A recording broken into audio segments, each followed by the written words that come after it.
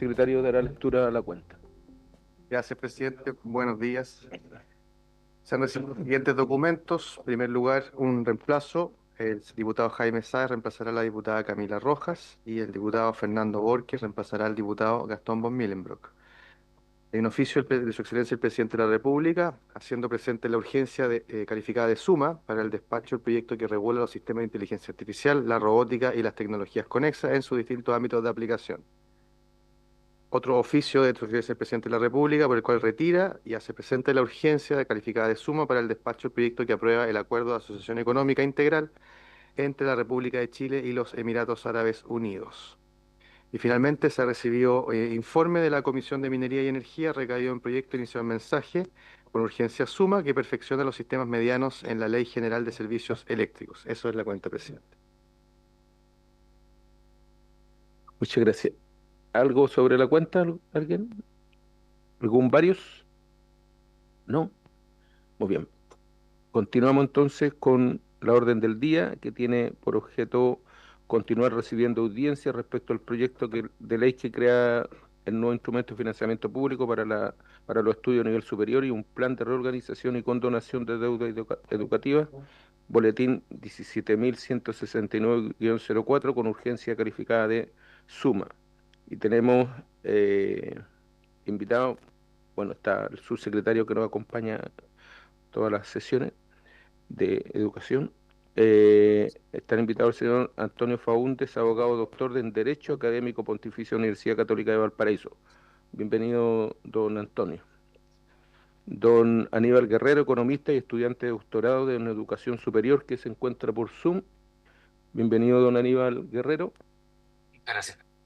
Y Marigen Horcon, rectora Universidad Miguel de Cervantes, ex ministra y ex subsecretaria de Educación, que también se encuentra por Zoom. Bienvenida, señora Marigen. No sé si lo estoy pronunciando bien, pero... Perfectamente, presidente. Muchas gracias. Buenos días. gracias a usted, bienvenida. Entonces le ofrezco la palabra a don Antonio para que partamos con esta exposición.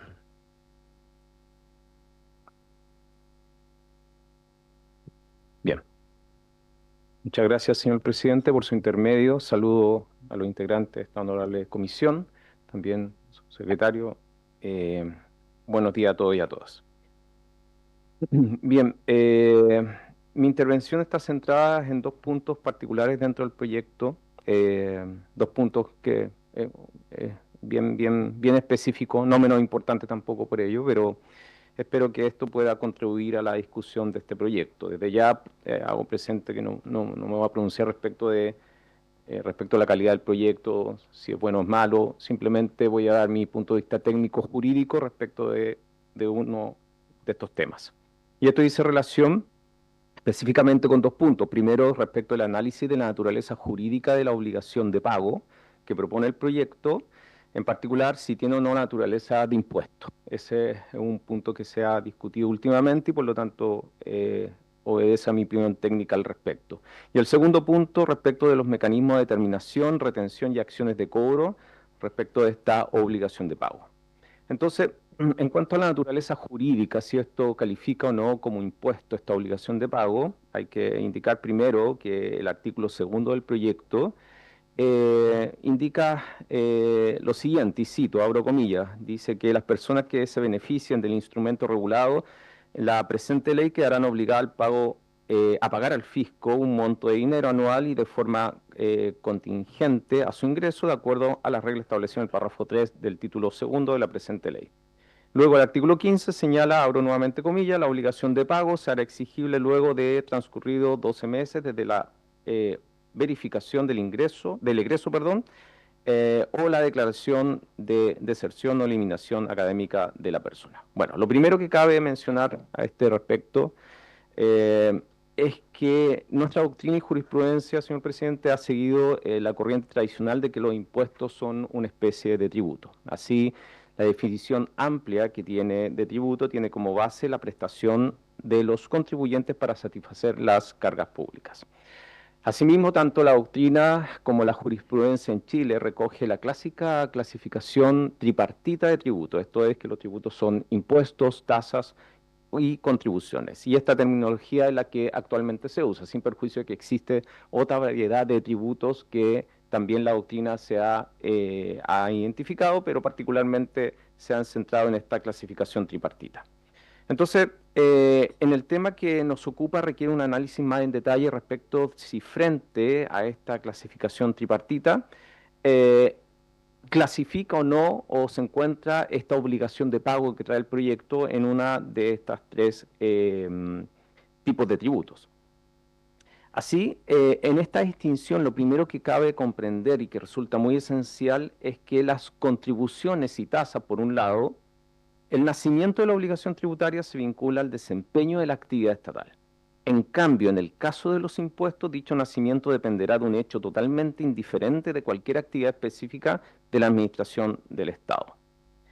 Este criterio fue desarrollado ampliamente por el autor brasileño Geraldo Ataliba, fue rector de la Pontificia Universidad Católica de Sao Paulo, y que ha sido recogido por gran parte de la doctrina latinoamericana. Por lo tanto, se puede establecer como primer alcance que la obligación de pago que consagra el proyecto como forma de parte de un sistema de financiamiento público que el Estado pone a disposición de estudiantes de nivel superior, es decir, se trata particularmente del desempeño de una actividad estatal, frente a lo cual se descarta toda posibilidad de que estemos en presencia de un impuesto. Para estar en presencia de un impuesto no debe haber particularmente un desempeño de una actividad estatal. En este caso, por lo menos existe un desempeño por parte del Estado, un sistema de financiamiento, y eso inmediatamente descarta toda posibilidad de que estemos en presencia de un impuesto. ¿Qué nos queda, por lo tanto? Nos queda saber si esto es una contribución o es una tasa. Veamos qué ocurre al respecto. Respecto de si estamos en presencia ahora de una contribución o una tasa, o bien pueda tener características similares, no por ello significa que estamos en presencia de un tributo, es importante considerar lo siguiente. Lo que resulta evidente es que el sistema de financiamiento produce un beneficio diferencial para un grupo de personas, que son los estudiantes, quienes asumen el compromiso de pago con un porcentaje de su renta por un plazo determinado. Y por lo tanto, es este beneficio lo que resta toda posibilidad de que la obligación de pago se constituya un impuesto, como le dije anteriormente. Pero veamos un poco más en detalle sobre esta situación. Como no existe, por lo tanto, una destinación preestablecida respecto del gasto público con relación a una actividad estatal, ya sabemos que esto no configura como un impuesto. Sin embargo, la obligación, por lo tanto, esta obligación se constituye en un tributo tipo tasa. El modelo de código tributario para América Latina define la tasa como el tributo cuya obligación tiene como hecho generador la prestación efectiva o potencial de un servicio en régimen de derecho público o el aprovechamiento de un bien público. Lo concreto es que en el caso de la obligación de pago que establece el presente proyecto, constituye un instrumento de financiamiento público para estudios superiores y en ningún caso la prestación efectiva o potencial de un servicio. Por lo tanto, esto también descarta la posibilidad de que estemos en presencia de un tributo tipo tasa. El autor argentino Carlos Giuliani von Ruch destaca el carácter obligatorio de la tasa, siendo impropio caracterizarla como una prestación voluntaria o facultativa, llevando siempre implícita la coerción, la compulsión hacia el responsable desde que el Estado organiza el servicio y pone a disposición del particular. Por lo tanto, con mayor razón, esto no puede calificar como un tributo tipo tasa. Finalmente, ¿qué pasa ahora con el tributo tipo contribución? Que es el último tipo o la última clasificación que se constituye en tributo. Al respecto, el modelo de código tributario para América Latina define la contribución como un tributo cuya obligación tiene como hecho generador beneficios especiales derivados de la realización de obras públicas o de servicios públicos. Desde ya podemos descartar que acá no estamos en presencia de la construcción de una obra pública, por lo tanto, no califica como el tipo contribución destinado a la construcción de una obra pública. ¿Qué nos queda? Si esto es o no un servicio. Una vez más, aquí no existe un servicio particular por parte del Estado, sino que un sistema de financiamiento. Por lo tanto, también podríamos a priori ya descartar la posibilidad de que la obligación de pago que consagra el proyecto se constituya en un tributo tipo contribución. Sin embargo, parte de la doctrina se refiere a las denominadas contribuciones de funcionamiento, que creo que resulta conveniente también referirse al respecto. Las contribuciones de financiamiento tienen por objeto asegurar el pago de una serie de servicios públicos que se presta en forma permanente a la colectividad obligada a su pago. El autor uruguayo, Ramón Valdés Costa, indica que en el derecho contemporáneo este tipo de contribución se manifiesta, por ejemplo, en el caso de la seguridad social, cuando está establecida en un sistema estatal de reparto. Es importante señalar que en la historia de nuestro sistema tributario chileno no se encuentran casos que lleven a calificar un tributo o contribución como particularmente lo que establece el proyecto, como una obligación de pago por este sistema de financiamiento. Si bien se puede plantear la existencia de un beneficio o ventaja para los estudiantes de estudios superiores, lo concreto es que no estamos en presencia de una prestación de servicio por parte del Estado que implique un beneficio directo, sino que se trata de un instrumento de financiamiento. Bien, dicho eso, por lo tanto, la conclusión respecto a este primer punto es que estamos en presencia de un sistema de financiamiento que no tiene las características, de acuerdo a un análisis estricto, un punto de vista jurídico, de un tipo de tributo, del tipo contribución, tasa o impuesto. El segundo punto que voy a tratar dice relación con el sistema de determinación, retención y acciones de cobro de la obligación de pago. Al respecto, esto está regulado en el artículo 3º del proyecto, que establece un mecanismo de determinación de la obligación de pago y de acuerdo a una renta anual, aplicando para tal efecto varias disposiciones de la Ley sobre Impuesto a la Renta. Disculpe, don Antonio, Sí. que tratemos de ajustarnos así como a los 10 minutos para que pueda poder escucharlo a todos, por favor. Me quedan 2 minutos y Ya, termino. gracias. Así que, Muchas gracias. respecto a este segundo punto, es importante señalar que esto corresponde también dentro de una línea de eficiencia de recaudación de pago. El artículo 18 establece la obligación de efectuar retenciones en boletas de honorario y otros mecanismos también de retenciones.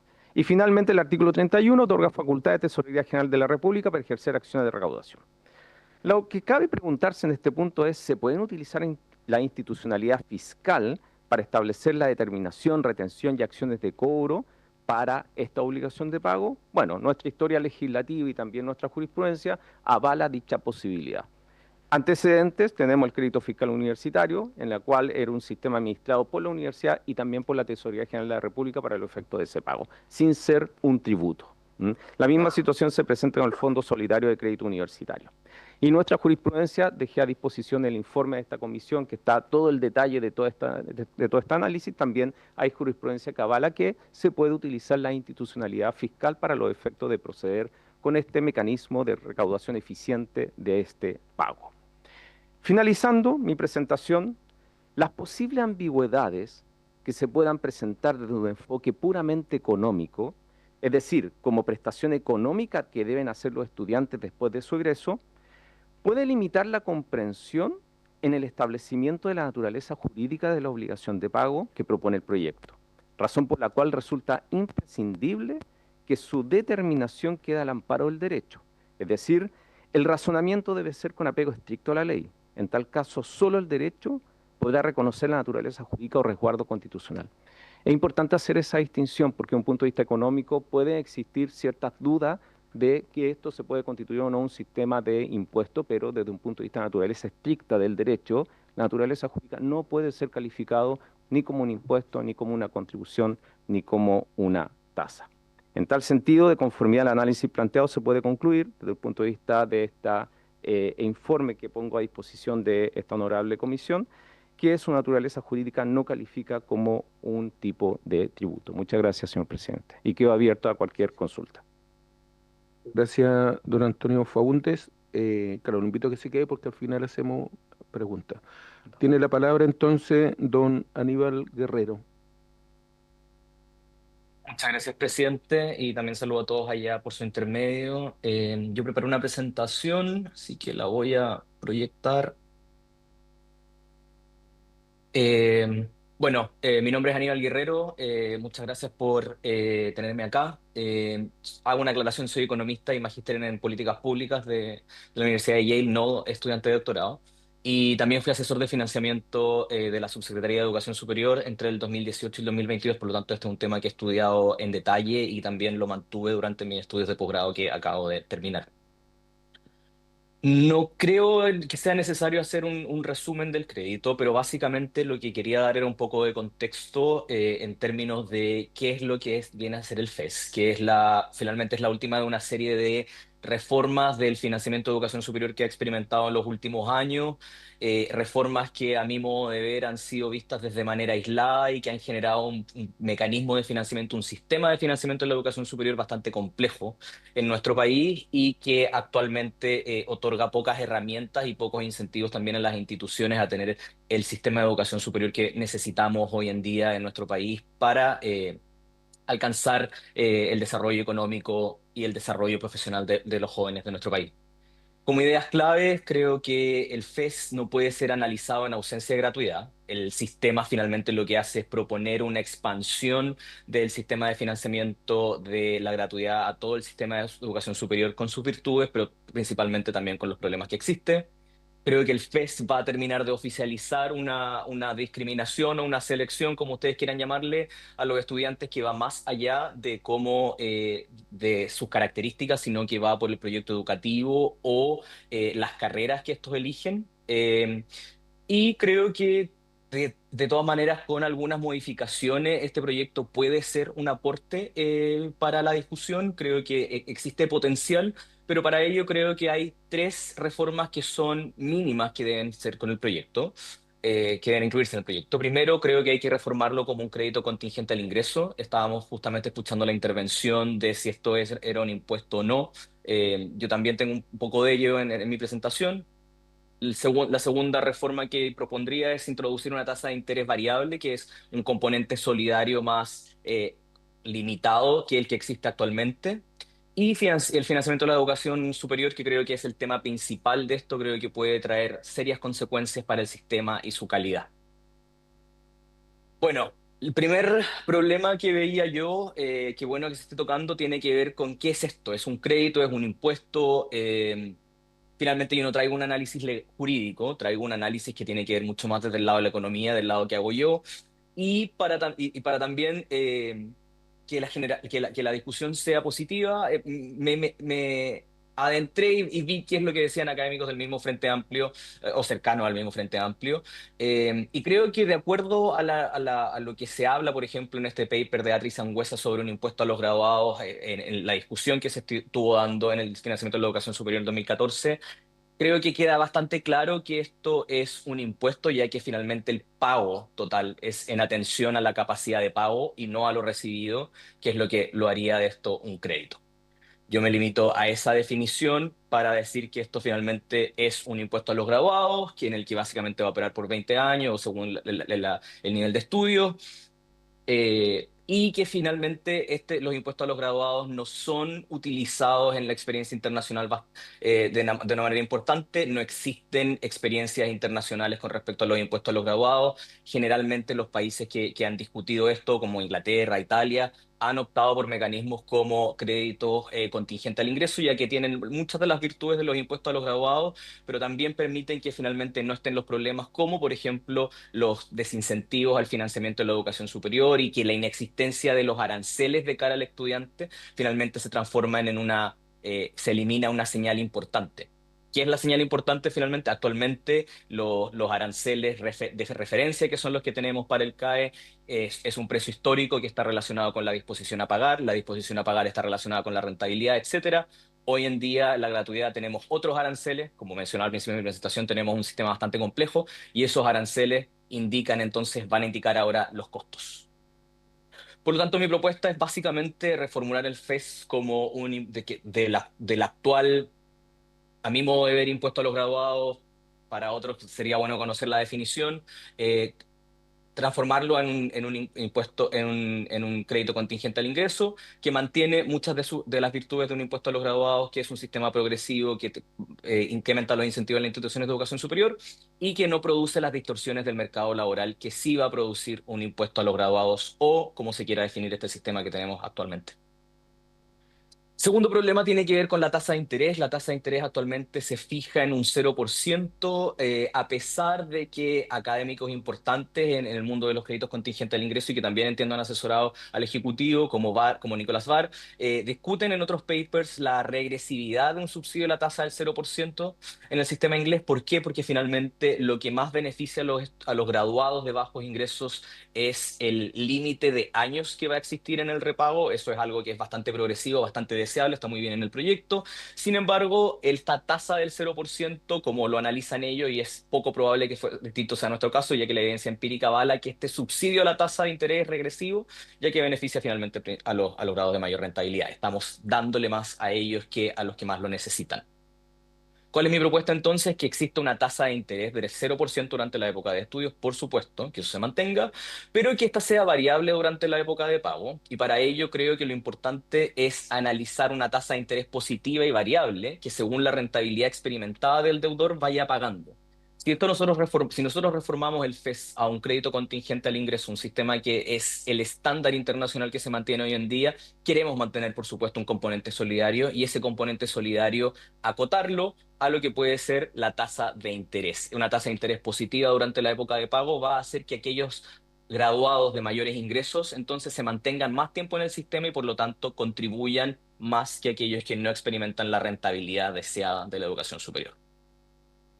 El último problema y finalmente el problema principal que yo veo con el FES es la extensión del financiamiento institucional de la gratuidad hacia todo el sistema. La ley 21.091, que es la Ley General de Educación Superior, en su título quinto y artículo 88, establece entonces que los valores de los aranceles regulados, los aranceles con los que se financia la gratuidad y no los con los que se financia el CAE, van a estar determinados entonces en base a las estructuras de costo de las carreras, algo que no es muy visto en la experiencia internacional, ya que finalmente la educación superior no se financia vía costos, tiene que estar en la frontera del conocimiento. Estos cambios que hemos hecho en términos de financiamiento institucional nos han llevado a que nuestro país sea el país de la OECD que más gasta proporcionalmente en términos de su PIB en instituciones desde la educación primaria a la educación terciaria. Y si bien podríamos ver como que esto es positivo porque el Estado está cumpliendo con una de sus obligaciones, esto no ha cambiado la composición socioeconómica de la matrícula de educación superior. Eso es algo que se ha documentado. Finalmente, entonces lo que esto quiere decir es que hay un problema más allá del acceso por el financiamiento, hay un problema de acceso por las condiciones educativas que alcanza cada estudiante y a las que puede acceder. Además, extender el financiamiento institucional a la gratuidad implica eliminar los subsidios cruzados institucionales desde carreras superavitarias a deficitarias. Eso quiere decir que el sistema es bastante complejo. Tenemos carreras que son muy demandadas, carreras que no son tan demandadas y también lo que hacen actualmente las instituciones o lo que hacían las instituciones antes de la gratuidad era que carreras que eran superavitarias, es decir, que tenían un costo más bajo de impartirse, que su costo financiaban otro tipo de carreras. Eso con este sistema y con lo que establece la gratuidad se elimina, ya que se va a pagar simplemente el costo de la carrera. En términos del financiamiento también podría impactar de manera importante al sistema, principalmente a universidades privadas, que finalmente son las que atienden a lo que tiene que ver con los estudiantes que son de menores ingresos por los mayores requisitos de acceso que tienen las universidades del CRUCH, ya que como vimos anteriormente no está modificando mucho la composición socioeconómica después de la gratuidad. Y finalmente creo que también esto elimina incentivos institucionales para impartir carreras rentables y demandadas por el mercado laboral. Solo les va a importar el costo a las instituciones. ¿Cuál es mi propuesta entonces en este sentido? Financiar las carreras en virtud de su rentabilidad esperada. Esto es algo para lo que tenemos toda la información. Chile es un país que tiene una enormidad de datos que pueden ser totalmente explotados para esto. Si sabemos cuánto es lo que va a ganar un estudiante, podemos establecer un arancel en base a esto. Los aranceles entonces, si bien no van a ser pagados por los estudiantes porque el copago en cero tiene que mantenerse para que este sea un buen proyecto, van a entregar información a los estudiantes, ya que un menor arancel responde a una menor rentabilidad esperada y eso finalmente le puede entregar una información importante y clara al estudiante al momento de tomar la decisión. Y finalmente creo que lo más importante es que se alineen los incentivos para el Estado, las instituciones y los estudiantes. El Estado quiere que las instituciones estén en la frontera del conocimiento y que por lo tanto estén impartiendo carreras que vayan a ser demandadas por el campo laboral, algo que el modelo de financiamiento actual en el FES no promueve, pero sí lo promovería si es que se alinean, si es que entonces los aranceles para este sistema, ya tenemos varios aranceles, se determinan en función de la rentabilidad y no de los costos. Como señalé al principio de mi presentación, creo que el FES actualmente presenta problemas en su diseño. Creo que el impacto existe para estudiantes, pero principalmente es para el sistema de educación superior y su calidad. Para que el FES sea una reforma que no solamente promueva el bienestar del estudiante, de los graduados, sino que también de todos los que estamos interesados en este sistema, en todo el país completo. Las reformas que acabo de mencionar creo que son necesarias. Pero aún así creo que su aprobación y puesta en marcha deja interrogantes respecto de cómo entonces nosotros vamos a financiar la educación superior para distintos estudiantes. Porque un estudiante que de las mismas condiciones socioeconómicas de la misma región va a tener acceso a beneficios distintos en base a si opta por una universidad que esté en gratuidad versus otra que no. ¿Qué pasa si es que las instituciones en gratuidad no ofrecen todas las carreras que quieren estudiar los estudiantes que finalmente van a continuar con su estudio? Eso deja interrogante entonces de cuál es el sistema que queremos nosotros. Mi tesis, y es algo que no incluí, es la extensión del sistema FES y cuánto más recaudaríamos con el FES si es que se incluyeran a los graduados. Y quiero decir que finalmente con no incluir, con hacer esta distinción de dos tipos de estudiante, con dos tipos de sistema, en vez de unificarlo, lo que estamos haciendo es dejar alrededor de 300 millones de dólares anualmente sobre la mesa, eh, fondos que son bastante necesarios para mejorar la calidad en el sistema educacional primario y secundario, que es lo que está generando que muchos estudiantes de bajos ingresos no puedan acceder a la educación superior a pesar de que las herramientas de financiamiento el día de hoy existen. Muchas gracias, presidente. Gracias, don Aníbal. Eh, Le damos el pase entonces a la señora Mariquén. Gracias, señor presidente. Bueno, voy a centrar un poco esto. Ahí, perfecto. Bueno, lo primero es saludar al señor presidente, agradecer también a los honorables miembros de la comisión y también un saludo especial al señor subsecretario que se encuentra presente. Lo primero que quiero decirles es que como ex autoridad sectorial y actual rectora de una institución de educación superior, valoro lo que ha planteado la autoridad en el sentido de que es un imperativo el cambio en la política pública de financiamiento de la educación superior y propone alcanzar una solución necesariamente justa y fiscalmente responsable a quienes actualmente mantienen deudas educativas, en especial a quienes están en condiciones económicas apremiantes y a quienes se han esforzado por estar al día en su cuadro de pago.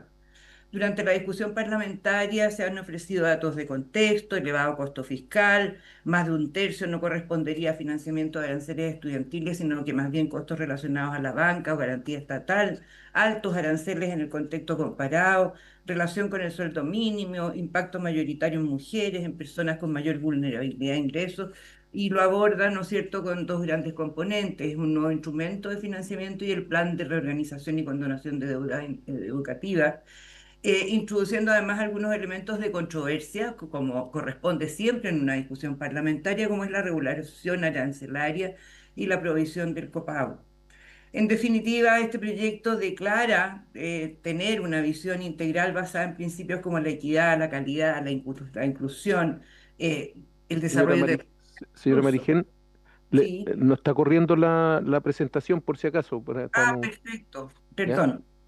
Lo que quiero sí decir antes de partir con justamente la transformación de nuestro sistema superior en educación chilena es que este proyecto declara una visión integral, ¿no es cierto? Pero en su contenido actual se observa una clara preeminencia del rediseño del financiamiento por sobre otros aspectos estructurales de tremenda importancia y sobre todo de oportunidad de cara al futuro. Por eso agradezco la posibilidad de compartir con ustedes una inquietud importantísima que tengo al respecto.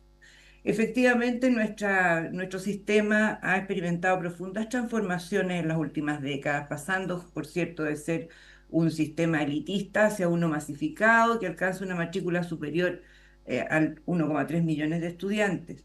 Esta inversión, como bien se ha dicho, representa una cifra importante del PIB superior al promedio de la OECD y de un 1,5%, y aunque todavía existen desafíos respecto al financiamiento y a la equidad. ¿Cuál es el problema que tenemos hoy día respecto del sistema estructuralmente pensado?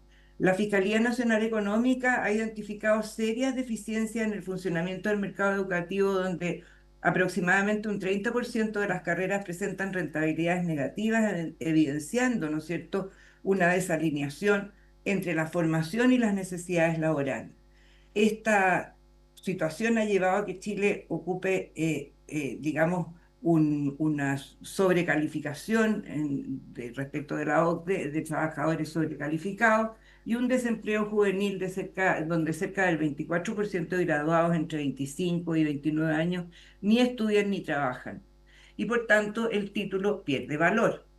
Luego vemos que la población que tradicionalmente ingresa a la educación superior por la vía de la selección, ¿no es cierto?, y que es conocido como el estudiante tradicional, se define por características como tener menos de 20 años, de egresar mayoritariamente de la educación secundaria científico-humanista, ingresar inmediatamente a la universidad, dedicarse exclusivamente a estudiar, en fin. Esta situación sumada a este grupo de estudiantes que no crecen ni se proyecta que crece, como se ve en esta línea, sumada a la masificación sin un correlato en el crecimiento económico, ha llevado a una pérdida del valor del título de pregrado. Se desnaturaliza la formación y que implica que los títulos pierden significado como vía de progreso social y generan frustración y resentimiento en muchos profesionales que no cumplen sus expectativas laborales, y a su vez lleva a que los estudiantes deban invertir en formación de posgrado para diferenciarse y acceder a mejores remuneraciones, encareciendo y prolongando, ¿no es cierto?, el proceso formativo y retrasando el ingreso productivo. Este estudiante, de acuerdo a lo que acabo de decir, ¿no es cierto?, presenta estas características. Y sin embargo, en contraste con el estancamiento del grupo tradicional, ha surgido y ha crecido significativamente otro segmento de estudiantes, que es lo que muestro en esta lámina: los estudiantes no tradicionales, caracterizados por ser mayores de 25 años, activos trabajadores con trayectorias formativas discontinuas y responsabilidades familiares. Más del 80% proviene de modalidades vespertinas y a distancia, proviene de establecimientos públicos, municipales o subvencionados. Más del 90% no accede a gratuidad ni becas, no participan del sistema único de acceso. Por tanto, el tema de la inclusión resulta importante.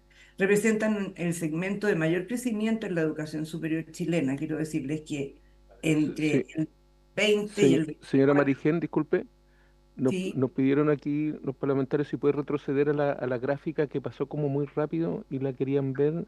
perdón, esta o la ¿Esa, anterior. diputado? Esa.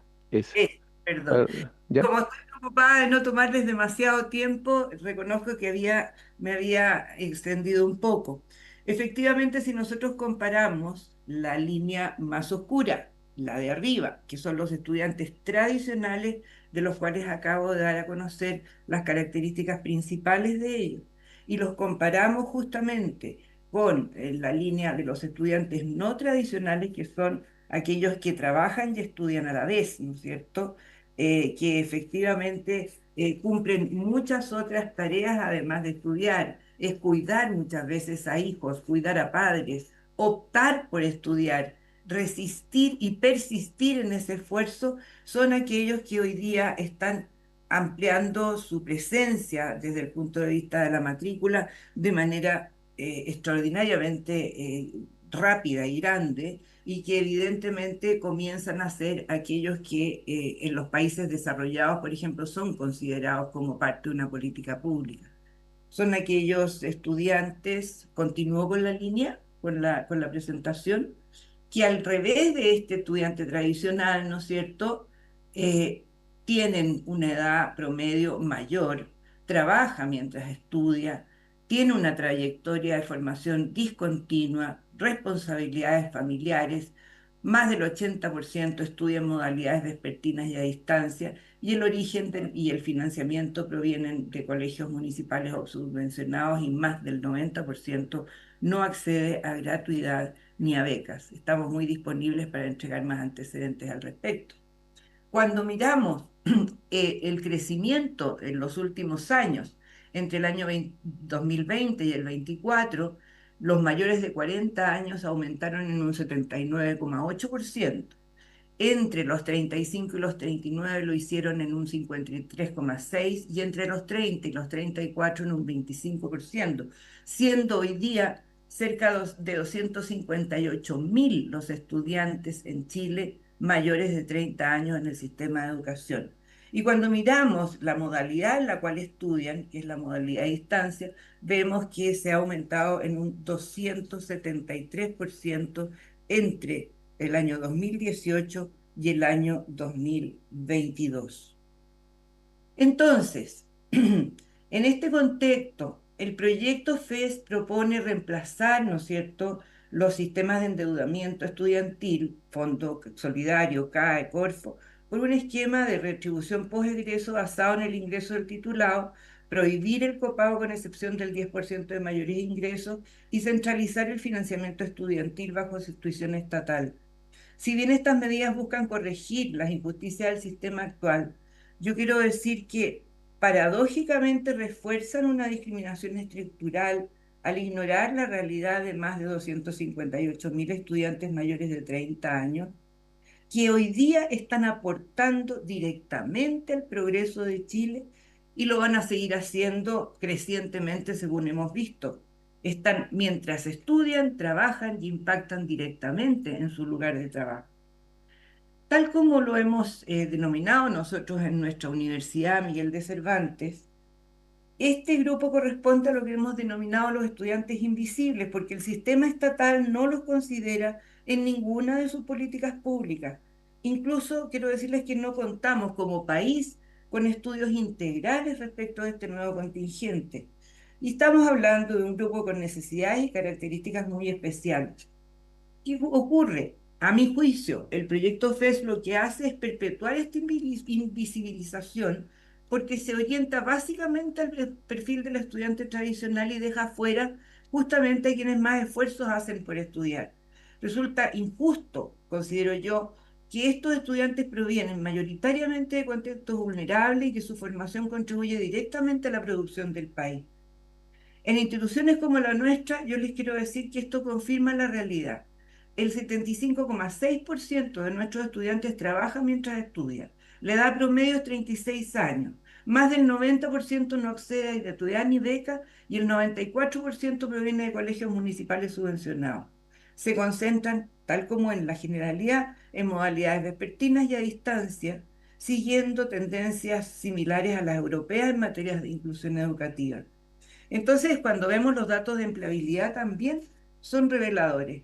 En nuestro caso, el 82,1 se encuentra empleado, el 89,1 trabaja en áreas afines a su carrera y el 60,3 declara que la formación incidió positivamente en su movilidad laboral. Entonces, ¿qué nos damos cuenta? Es que, en definitiva, el problema fundamental es que nuestro sistema Sigue pegada la presentación por si acaso. y las políticas están predominantemente enfocadas y focalizadas en el grupo de estudiantes tradicionales. Y esto que está ocurriendo produce un impacto. El proyecto, al eliminar el copago y establecer como requisito la acreditación institucional y la provisión del financiamiento compartido, perjudica directamente a las instituciones que atienden a esta población estudiantil. Estas universidades han desarrollado modelos educativos flexibles, adaptados a las necesidades de estudiantes trabajadores, con modalidades presenciales vespertinas y virtuales que facilitan la compatibilización de estudios y trabajo. La titulación en programas a distancia ha crecido enormemente mostrando que estas trayectorias no son solo viables, sino efectivas y dan cuenta de la flexibilidad. Es una condición clave para la permanencia y el egreso de estos grupos. La asimetría estructural, ¿no es cierto?, del sistema de financiamiento propuesto por el FES resulta evidente. Quedan razonablemente bien financiadas aquellas instituciones que históricamente concentran matrícula de estudiantes provenientes de contextos socioeconómicos más favorables, mientras se arriesga el desfinanciamiento progresivo de instituciones que acogen a estudiantes adultos y de bajos ingresos. El modelo de acceso también reproduce privilegios del estudiante tradicional al exigir requisitos que restringen el acceso a instituciones privadas que no forman parte del sistema de gratuidad o que operan con aranceles intermedios. Luego, esta discriminación resulta grave considerando que más del 90% de los estudiantes no tradicionales actualmente no accede ni a gratuidad ni a becas. Tampoco se incluyen mecanismos diferenciados, lo que implica que el esfuerzo individual por estudiar mientras se trabaja se queda sin respaldo. Adicionalmente, el proyecto no reconoce ni compensa el costo adicional que implica la educación flexible orientada a adultos con trayectorias discontinuas y restringe sus posibilidades de financiamiento, crecimiento y autonomía. Finalmente, para poder avanzar, la evidencia demuestra que los estudiantes no tradicionales logran egresar en altos porcentajes cuando cuentan con modalidades adecuadas y flexibilidad. Estas universidades que han desarrollado modelos inclusivos muestran resultados académicos de empleabilidad y de titulación que validan la eficacia de estos enfoques. Estamos hablando de un 82% que se encuentra empleado, que trabajan en áreas afines de su carrera, que declara movilidad laboral gracias a su formación y una contribución directa a la productividad del país. Entonces, cuando me refiero a asimetrías estructurales de financiamiento, lo que vemos es que el proyecto hoy día busca un mejor financiamiento para instituciones con contextos favorables. Señora Marigen, Sí, le pido por favor que vaya como cerrando por temas de tiempo que tenemos que volver a la sala después nosotros. muy bien, señor presidente. Gracias. Implica acciones para instituciones privadas, profundiza las desigualdades, reproduce privilegios al estudiante tradicional y no reconoce el valor de la educación flexible. Voy a las propuestas. Lo primero es pensar en que es importante poder pensar en un fondo solidario para estudiantes no tradicionales, producto justamente de esta recuperación que legítimamente el proyecto desde el punto de vista financiero pretende alcanzar. Necesitamos contar con recursos públicos extraordinarios que afonden a fondos especiales para apoyar a estos estudiantes, ofrecer becas para que cubran parte de la matrícula y costos asociados, brindar apoyo y seguimiento durante el proceso académico en un educativo con un acompañamiento adecuado, becas y créditos específicos, facilidades para reingresos, modalidades más flexibles, financiamiento compartido y finalmente un reconocimiento de la diversidad de trayectorias no lineales que enriquezcan justamente como un desafío el sistema educativo.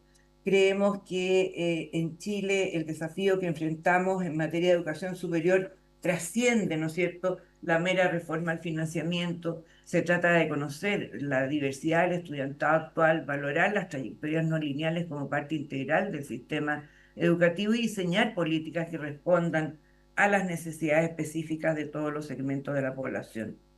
Finalmente, señor presidente, agradecer porque creemos que solo así podríamos avanzar hacia un sistema que de verdad sea inclusivo, que contribuya efectivamente al desarrollo de Chile, a la movilidad social de todos los ciudadanos. No me cabe duda que la autoridad está consciente de esto. Lo hemos conversado en distintos espacios en los cuales he tenido oportunidad de compartir en presencia de los distintos líderes de opinión y también del subsecretario.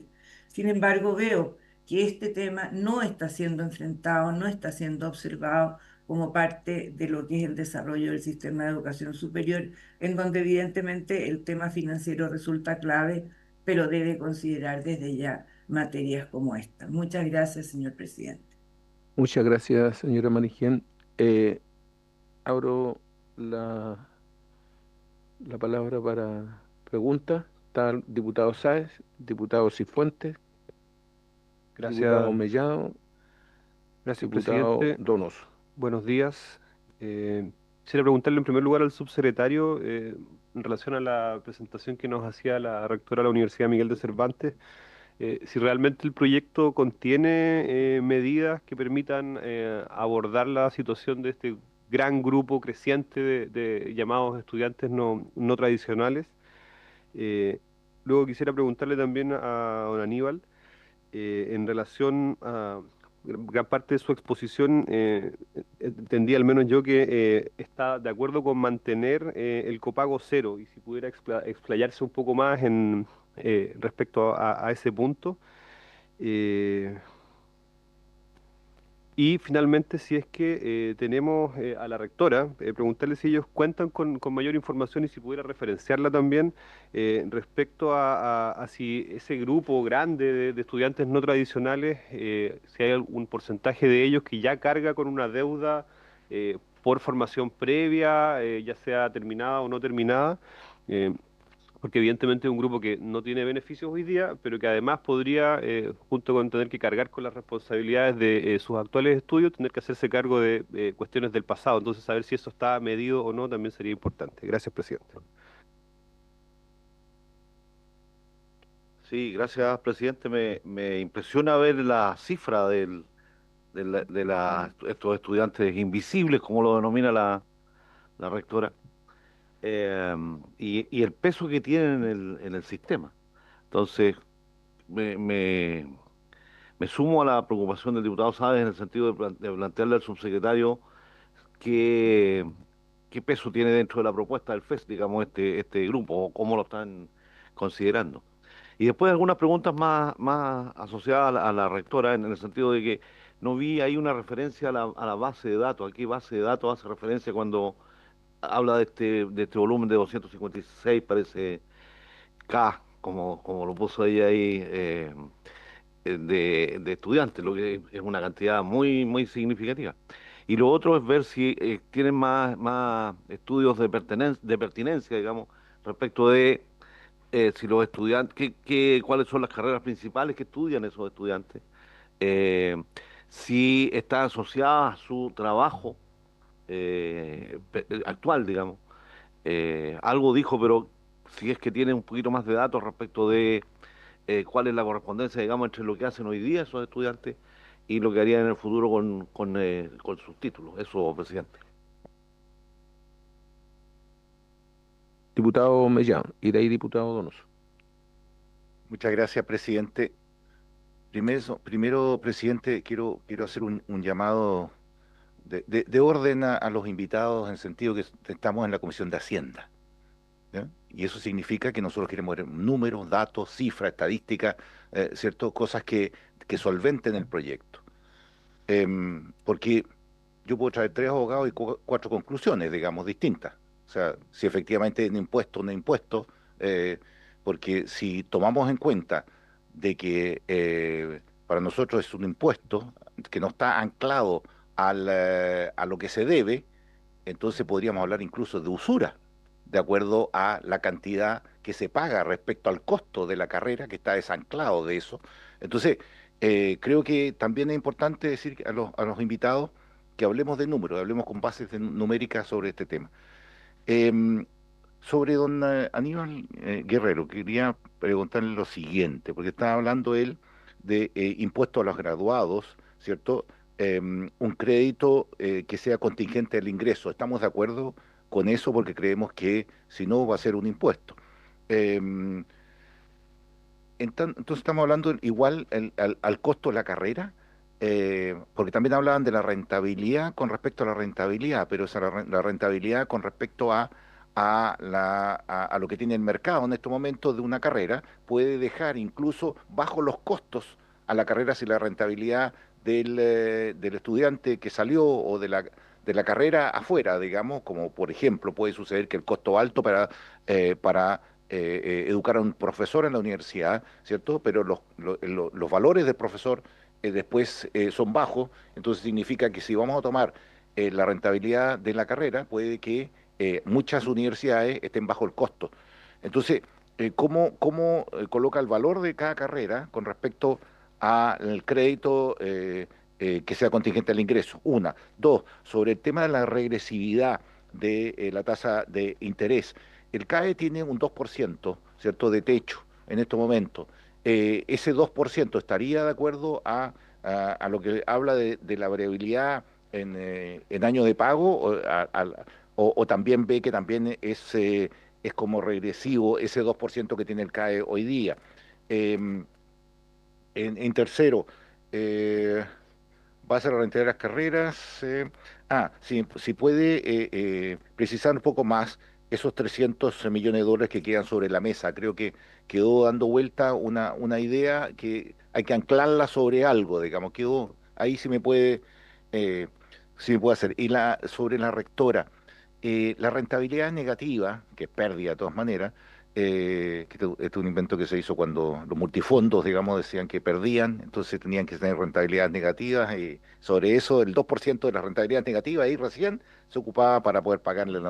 Bueno, eh, 30% de las carreras habla ella. ¿Cómo le afecta esto? O sea, ¿cuán negativas son ese 30% para su universidad? Y además, ¿cuánto le afectaría a su universidad el FES? ¿Cuántas nuevas carreras? Si dice que el 30% están con pérdida, ¿cuánto le afectaría, ¿cierto?, el FES a profundizar que más carreras tuvieran pérdida en su universidad? Lo segundo, estos 258.000 alumnos mayores de 30 años, que representan del 1.300.000 alrededor de casi el 20%, 19% y algo del total de alumnos que entran a la universidad, que es una buena cifra, digamos. ¿Usted tendrá el perfil, eh, si trabajan en la administración pública, se capacitan? Porque cuando vuelven a la administración pública con un título le pagan más, aunque hacen lo mismo. Entonces, el punto es dónde ingresan, ¿cierto?, esos 258.000, si tienen algún estudio que nos puedan enviar, no ahora, pero sobre este tema. Ahora, sobre el, eh, la injerencia directa que afecta a las universidades con distintos modelos, yo quisiera saber si efectivamente, con el subsecretario, vuelvo a lo que decía el diputado Sáez, si efectivamente este proyecto toma universidades que sean de distintos modelos, o, como bien dice la rectora, solamente es para estudiantes que salen del colegio y van a la universidad. Vuelvo a preguntarle sobre el riesgo de las pérdidas, sobre qué significa para ella las restricciones que le hace el FES a las universidades en cuanto a crecimiento, porque hoy día cualquier universidad que está con acreditación no puede abrir cualquier carrera o colocar un número indiscriminado de cupos tampoco, porque tiene que preguntarle también, ¿cierto?, al ministerio, digamos. Sobre la penalización, si puede profundizar un poco del castigo que ella dice que hay en este proyecto. Gracias, presidente. Gracias. Yo voy a ser menos drástico con quienes. Yo soy sintético. Yo voy a criticar menos a las personas que no hablan de números, porque me parece importante. eh, Al señor Antonio Faúndo lo quiero consultar, porque él deja más o menos claro que esto no sería un impuesto, porque ve los tres tipos. Ah, pero, ¿qué es lo que hay entonces? ¿Es un préstamo? Porque no fue lo suficientemente claro en decir no. ¿Por qué es importante la definición? ¿Cuál es la gravedad de no definirlo? ¿Tenemos problemas en la cobranza? ¿Tenemos problemas en qué? Y eso creo que tiene que ser más claro. Y a la rectora de la Universidad Miguel de Cervantes, no sé si tiene el dato, pero estos alumnos no tradicionales que estudian y trabajan, ¿ah? Son más bien, o si es que tienen el dato no, son más bien funcionarios públicos que decidieron estudiar, o son más bien personas naturales, que están buscando mejorar sus condiciones de vida, porque hay cierto incentivo en el mundo público que podrían promover esto. Entonces quisiera saber si es que existe ese contingente. Y lo otro importante es saber, ella lo dijo de alguna manera, pero más o menos qué estudian. Porque ella lo dice que en general estudian carreras afines a su labor habitual, pero hay un porcentaje que no. cuál es la motivación, saber un poquito más de eso. Muy bien, vamos a partir entonces con el subsecretario y de ahí en el orden que pusieron nuestros invitados para responder las preguntas. Muchas gracias, presidente. Parto respondiendo a lo que me preguntaban por su intermedio, tanto diputados Sáez como otros parlamentarios. Efectivamente, lo que la rectora Marigen Honkol llama estudiantes no tradicionales es una tendencia relevante y probablemente de las más relevantes que tenga el sistema de educación superior en Chile.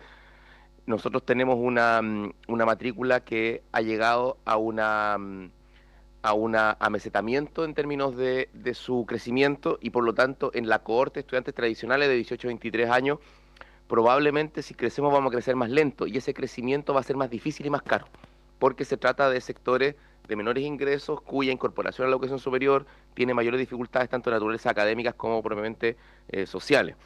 Em, los vectores más determinantes de crecimiento van a estar en los estudiantes no tradicionales, que también por su N tampoco significa que en el corto plazo el estudiante no tradicional vaya a ser mayoritario, ¿ah? Tampoco quiero, por mucho tiempo más, el estudiante entre 18 y 23 años va a seguir siendo la operación fundamental del sistema. No obstante, los estudiantes no tradicionales de más de 30 años que trabajan se va a transformar en el vector más dinámico de crecimiento en las próximas décadas y lo que nosotros estamos tratando de hacer en el proceso de modernización integral que estamos impulsando de la educación superior es crear las condiciones institucionales y académicas y también de financiamiento para que estos estudiantes puedan salir adelante y la educación superior chilena, esto es una discusión que no tiene que ver de manera directa con el FES, pero que es importante también señalarla, que queremos abordar la sobreduración de las carreras de tal manera de tener un pregrado más ajustado, considerando que las personas van a entrar y salir del sistema educativo varias veces en la vida, por diplomados, por certificaciones, por magíster, claro. Entonces, eso implica varios cambios que estamos tratando de hacer y desafortunadamente siempre luchamos contra la inercia de un sistema que se construyó de manera inorgánica sobre la base del estudiante tradicional. Por eso que tenemos carreras muy largas, una estructura de título y grado demasiado rígida, dificultades para articulación. No contamos con un sistema de créditos transferibles transversal al todo el sistema, cosa en la que vamos a avanzar en una modificación legal que todavía tenemos, la última que vamos a presentar en el ámbito de educación superior, lo mismo del marco de cualificación, hay una serie de innovaciones que hay que hacer en esa línea. Pero yo aprovecho de señalar de que estamos totalmente disponibles para estudiar con el sistema de educación superior y con el Parlamento potenciales modificaciones al FES que puedan hacerlo mucho más flexible para coincidir con el tipo de estudiante no tradicional, ¿no? Estamos disponibles a estudiar eso, estamos totalmente disponibles a ese diálogo porque es un vector de crecimiento importante del sistema, siempre con el resguardo a la calidad que se requiere, dado que no pocas veces, y esto Chile lo ha experimentado, a veces este tipo de programas, no lo señalo por supuesto por la universidad que dirige la rectora Honkol, sino por otras instituciones, esto también documentado, a veces estas cortes etarias y estos estudiantes no tradicionales son por eso hay que cuidar mucho el aseguramiento de la calidad. Han sido utilizados también para comportamientos de naturaleza especulativa por el sistema de educación superior, tanto en Chile como en el mundo. Por lo tanto, hay que avanzar en dar mejores condiciones a los estudiantes no tradicionales con resguardo de la calidad y con el resguardo que de su derecho a la educación que eso refiere. Simplemente, pero además quería hacer un comentario respecto de los montos que en una de las presentaciones presidentes se señalaron que el sistema dejaría de percibir. Es importante poder hacer un estudio y quizás corresponda a hacerlo de manera más centralizada y el Parlamento tiene la posibilidad de pedírselo eventualmente a otras entidades o revisar los datos, dado que cada vez que se toma el arancel pizarra o arancel nominal y se señala que esos recursos están en el sistema, es equivalente a cualquier cuando tú ves el precio lista de algo y eso no necesariamente es el valor que las personas devengan por ese bien o servicio, dado y por lo tanto no nos parece adecuado establecer montos de que el sistema decrece en financiamiento a nivel agregado, habría que estudiarlo de mejor modo. Lo mismo que esta simple presunción de que que el precio histórico, el arancel de referencia está naturalmente influido por el precio histórico, pero ¿qué es el precio histórico en educación superior? Y si como se señala, está en base a la disposición a pagar relacionado con la rentabilidad. Debo recordarle a la comisión, importante señalar esto, que si uno ve en las últimas décadas, desde el año 2010 hasta ahora, los aranceles han subido un 44% por encima de la inflación, pero la rentabilidad ha tenido un nivel decreciente, una tendencia decreciente. Sigue existiendo, me parece importante, pero se trataría entonces de un bien y servicio cuyo precio aumenta cuando su rentabilidad baja. Eso es una paradoja para la teoría del capital humano y requiere más estudio, simplemente dando cuenta de que a veces esas teorías, por sus axiomas, no necesariamente se aplican a la realidad. La construcción de precios en educación superior eventualmente no informa necesariamente de la rentabilidad ni de los costos, y por eso fue necesario regulación. El Parlamento ya dio este debate, y este debate se zanjó con la aprobación de la ley 21.091, a la cual concurrieron las principales fuerzas políticas del país, no solo las que hoy día están en el Ejecutivo, sino también las que están en oposición, precisamente porque los precios en educación superior no informan ni de la rentabilidad, es decir, tenemos programas muy caros que luego no tienen rentabilidad, ni necesariamente de los costos. Por eso se requirió y se estableció en esa legislación la necesidad de regular, y nuestro gobierno lo que ha hecho es implementar aquella ley, digamos, hacer una formulación programática en ese sentido, simplemente estamos implementando la ley. Muchas gracias. Muy bien, gracias, subsecretario. Tiene la palabra don Antonio Faúndez para las preguntas que le hicieron. Muchas gracias, señor presidente, por su intermedio. A ver, lo primero que es importante señalar acá que la calificación jurídica es esencial para establecer si el proyecto es o no contrario a la ley, o bien si genera acá alguna antinomia o colisión con nuestro ordenamiento jurídico o con la Constitución. Ahí que es importante, en mi opinión, el enfoque y dar también una luz de alerta desde un punto de vista jurídico. Se ha planteado acá que los impuestos, existe un impuesto o que sería un impuesto a los graduados, que en mi opinión es un error, especialmente desde un punto de vista estrictamente jurídico. Los impuestos se establecen en su esencia con independencia de cualquier actividad específica por parte de la Administración del Estado, y en este caso el proyecto de ley establece una obligación de pago que nace específicamente de un sistema de financiamiento público y por lo tanto descarta toda posibilidad de que sea un impuesto. Ahora, la pregunta que por su intermedio, señor presidente, me han formulado y que creo que es relevante en este caso, ¿qué es entonces, cierto? ¿Qué es entonces? ¿Y qué implica la gravedad de no definirlo? Creo que es una pregunta muy importante. No se puede desconocer que estamos en presencia de un instrumento de financiamiento que establece derechos y obligaciones. Y en ese contexto, como una especie de contrato dirigido que puede estar regulado específicamente, y está regulado específicamente en la ley con sus alcances, con sus obligaciones, con los derechos específicamente regulados en la ley, la obligación es clara, existe una obligación de dar, una obligación que es de pago. Esto no es contrario a la Constitución, no es contrario a la ley y puede estar perfectamente regulado a nivel de ley, y por lo tanto son derechos y obligaciones que pueden estar en un contexto, por ejemplo, de un contrato dirigido regulado a través de la ley. Muchas gracias, señor presidente. Muy bien, muchas gracias. ¿Quiere? Desde mi punto de vista creo que es importante definir qué es lo que es, porque si uno dice esto es un crédito, ¿ah?, o es un impuesto, son distintas leyes las que le afectan. ¿Ah? Y si es un crédito, podemos estar ante la lesión enorme o no. ¿Ah? Entonces, por eso le preguntaba la implicancia jurídica de esto. Diputado Mayor. Sí, presidente, sí. Lo que pasa es que me surge la duda en el siguiente. Él dice que el tema de no ser impuesto, producto que está desanclado de lo que puede ser, pero resulta que el impuesto específico a los combustibles está anclado a los combustibles, las contribuciones están ancladas a las propiedades, y son impuestos, digamos. Entonces, no veo yo la forma, digamos, de que él desancle el tema que son estudios con respecto a lo que se cobra. Y también al sacar en lo que se cobra, y según gente que vino de universidades que cobran el doble en algunas universidades, eso puede ser calificado como usura. Don Antonio. Gracias, señor presidente, por su intermedio.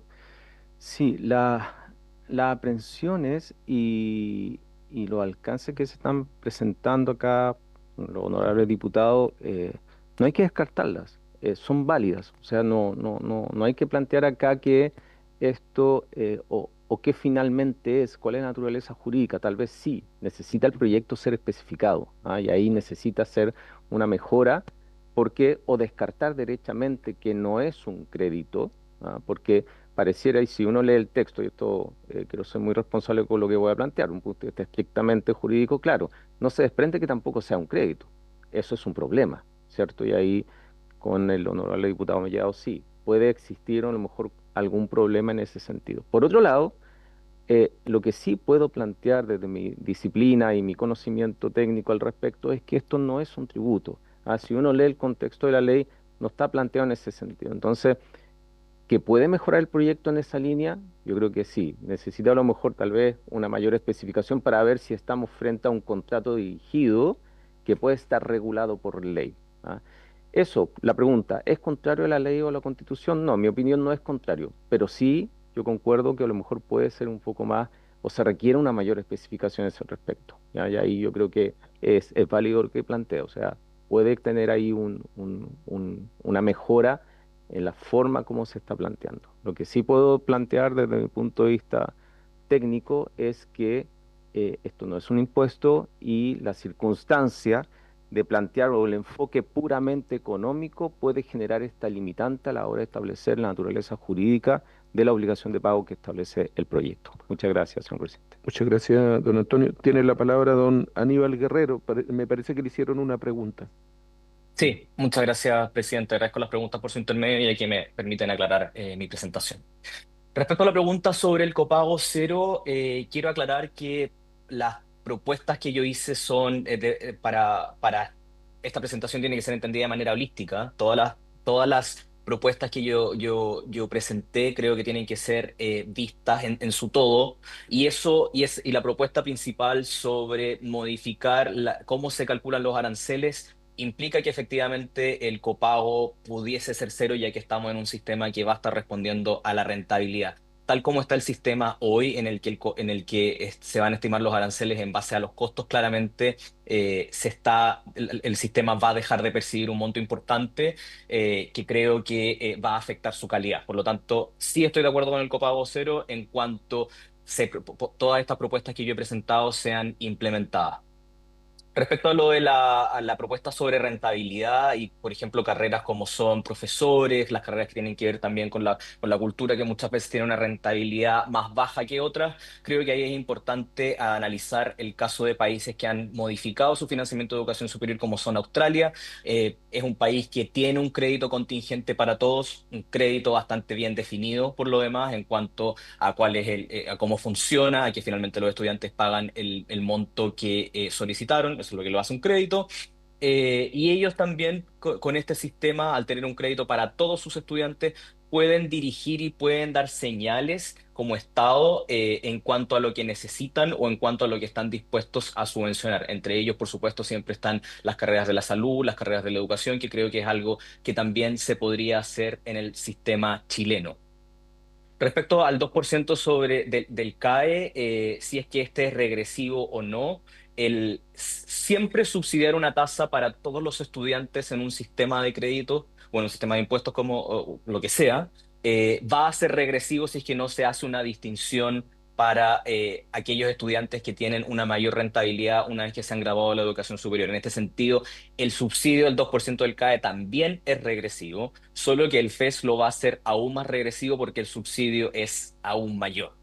Y esta reforma del CAE también viene, por supuesto, de todos los cambios que se implementaron en el 2012 después de las protestas que hubo en el 2011. Por lo tanto, claramente no es como el sistema había sido concebido en su origen, pero sí es algo que ayuda a bastantes estudiantes y que por lo tanto hay que analizar. Yo creo que la mejor propuesta es que la tasa sea variable en el momento de pago y que aquellos que experimentan una mayor rentabilidad entonces paguen una tasa positiva y ojalá superior al costo de fondo del Estado, que claramente ni con un 2 ni con un 0% está haciendo el día de hoy. Sobre los 300 millones de los que hablé, que quedan sobre la mesa, creo que esto tiene que ver un poco con lo que yo estaba hablando de un sistema bastante complejo. Actualmente tenemos un sistema bastante fraccionado en los que vamos a tener gratuidad, tenemos actualmente los créditos, becas, esto se estaría modificando por un sistema de gratuidad y este sistema que no sabemos si es un crédito o un impuesto, pero lo cierto es que al tener un único sistema en el que todos los estudiantes entran y tienen gratuidad en el punto del ingreso, gratuidad en el punto de entrada, a través de un sistema crédito contingente, como lo hace Inglaterra o como lo hace Australia, si todos los estudiantes del sistema, incluyendo los estudiantes que están en gratuidad, entraran a esto, podríamos recolectar 300 millones de dólares más anuales de aquí al año 2027. Creo que es un monto significativo, sobre todo pensando por las necesidades que tiene el sistema educacional en otros niveles y no en el nivel superior. En lo que yo analicé en mi tesis, y que fue algo que por supuesto no ahondé, tiene que ver con las condiciones actuales en las que están trabajando los profesores. Los profesores tienen bastantes problemas en términos de el tamaño de las salas de clase, los estudiantes con necesidades especiales y muchos otros problemas que lo que han hecho es un estancamiento en la calidad del sistema, tanto en el nivel primario como secundario, que a mi juicio, y que es una hipótesis que por supuesto habría que explorar más, es lo que está impidiendo que, a pesar del mayor gasto público que se tiene desde la reforma a la gratuidad, la composición socioeconómica de esta no haya cambiado.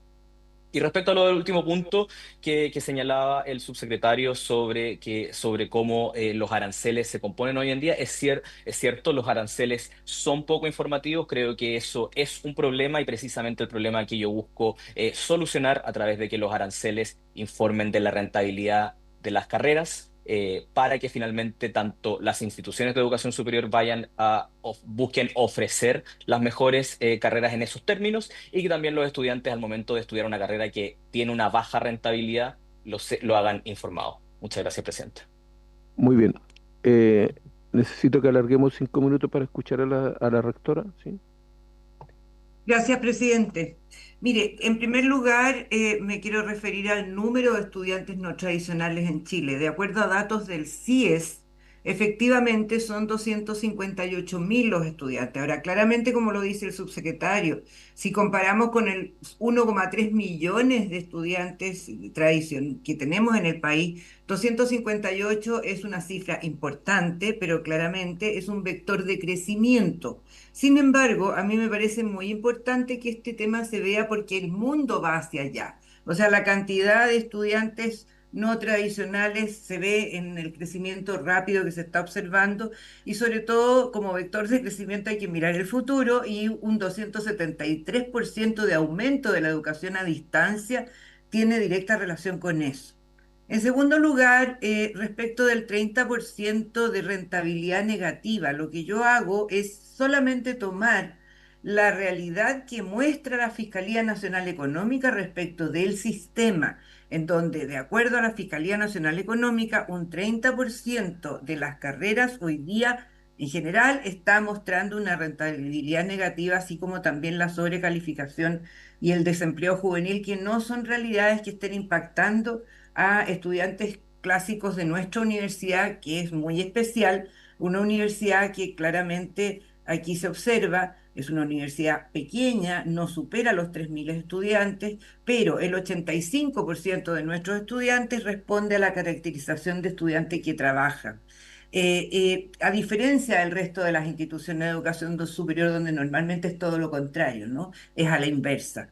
Ahora el promedio da 36 años, y respondiendo a la consulta, más del 50% de nuestros estudiantes pertenecen o trabajan en la administración pública, siendo más del 80% los estudiantes que trabajan.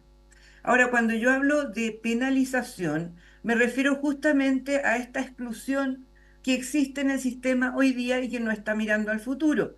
Cuando hablo justamente de la falta de apoyo en general, que nosotros sí como universidad privada con vocación pública, sí estamos dando en términos de apoyo académico, apoyo financiero, incluso bajos aranceles o aranceles accesibles, que lo hacemos como universidad.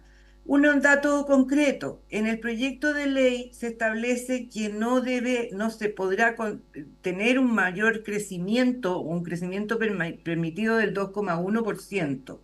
Cuando hay universidades e instituciones como la nuestra, que tienen menos de 3.000 estudiantes, eso es una limitación al crecimiento, sin duda. Ahora, respecto del impacto de la deuda del CAE, en nuestra universidad, durante los últimos años se ha ido progresivamente aumentando el número de estudiantes que tienen el CAE. pero hoy día no supera el 18%, habiendo sido durante muchos años, sobre todo aquellos estudiantes que hoy día están morosos en el sistema, era un porcentaje mucho menor. Y finalmente, yo diría lo más importante. Cuando hablamos de estudiantes invisibilizados, precisamente me refiero al hecho de que no tenemos estudios completos país, no está medido en el sistema. Hoy día nosotros estamos como universidad buscando y estamos haciendo un análisis a través de lo que son los datos del CIES, y tratando de levantar información extrapolable desde lo que es nuestra realidad en relación al país, pero sin duda es muy importante avanzar en estudiar y analizar este fenómeno, que es un fenómeno creciente y que además es extraordinariamente importante porque para allá justamente va a ir aumentando la matrícula, ¿no es cierto? Y es aquellos países, sobre todo los países nórdicos, que han abordado esta temática con mucha seriedad desde hace ciertos años a la fecha. De acuerdo a nuestra data, el 82,1% de nuestros estudiantes están empleados mientras estudian. De acuerdo a nuestra data, el 89% de nuestros estudiantes lo hacen en áreas afines a la carrera que están estudiando. Y el 60,3% declaran que esto les ha provocado una importante y interesante movilidad laboral. Y esto está dando cuenta entonces del valor y de la importancia de apostar a este tipo de estudiantes que además son resilientes, son maduros, tienen experiencia laboral y cuando llega el momento de ingresar al mercado de trabajo, nuestros empleadores en general dicen que cuentan con personas que rápidamente se insertan y hacen el trabajo de manera responsable, seria y también con mucho compromiso porque viven una vida de resiliencia y estudian y aportan económicamente, incluso a pesar de nuestras ayudas financieras, aportan desde su propio bolsillo. Esto es una realidad del futuro, es cierto, pero la política pública, y no me cabe duda que la autoridad, sea cual sea, y me consta en este caso, debe necesariamente Tendremos mirar. 3 minutos más para escuchar a la Hasta ahí señora. llego, señor presidente, no quiero cansarlos, que este es un tema de largo aliento, pero agradezco enormemente la posibilidad de haber sido convocada a esta importante sesión. Muchas No, gracias. muchas gracias a usted. Lo que pasa es que nos están llamando a la sala y estamos en la hora. Sí, gracias. Y dicen aquí los parlamentarios si les puede mandar los estudios a la comisión, por favor. ¿Qué En tiene, cuanto señora los Marisol? tengamos listos, se los vamos a remitir. La próxima semana estamos justamente recibiendo la última camada, digamos, los últimos Ok, reportes. ok. Enviamos de todas maneras. Y esta Diputado Sáenz, diputado Alexi. Sí, gracias, presidente. Solo para la historia de la ley, puntualizar que la presentación que señaló, a la que se hizo referencia el profesor Barr la semana pasada, él fue explícito en mencionar que no existen sistemas puros, ya sea mediante un crédito u otro, sino más bien que toda la evidencia está apuntando a sistemas híbridos, que es el caso de este proyecto. Presidente, una consulta por su intermedio a la Secretaría. La citación a sesiones extraordinarias donde no se votan proyectos de ley que tengan urgencia, ¿corresponde de acuerdo a los acuerdos de comité o a reglamento? Yo quiero preguntarlo porque la verdad que estamos siendo citados. Yo tengo tope a las 8:30 con la Comisión de Recursos Hídricos. Ayer tenía tope un proyecto que votaba en personas mayores. Y nosotros estamos citando a audiencias para sesiones extraordinarias. Entonces, yo entiendo eso cuando tenemos un proyecto con suma urgencia, con discusión inmediata, pero no para presentaciones, más allá de que entiendo que son importantes, pero tendríamos que hacerlas en los horarios de la comisión respectiva. Yo voy a preguntar esto en comité porque entiendo que había un acuerdo de comité en ese sentido. No sé, secretario, si usted tiene alguna información. Gracias, presidente. En primer término, en una consideración general, el presidente está facultado por el reglamento para citar a sesiones extraordinarias siempre y cuando éstas no coincidan con los horarios de la sala o de otras comisiones o otra sesión ordinaria nuestra, digamos. En este sentido, por eso estamos citando a las 8:30, porque eso nos permite... ¿En qué sentido? No. Voy al punto. Este proyecto tiene urgencia suma. A pesar de que se estén viendo audiencias, el proyecto igual tiene la urgencia suma en vigencia y el acuerdo...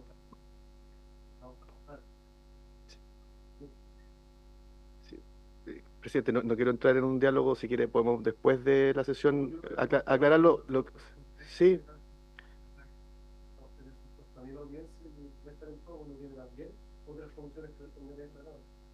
Así es, pero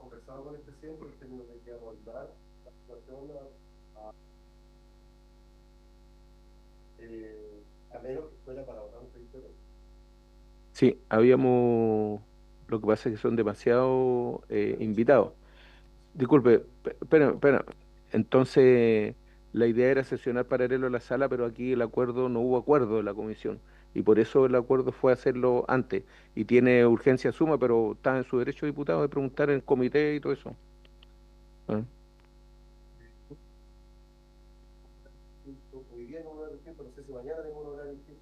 O sea, están todas las citaciones hechas. Están todas las citaciones hechas.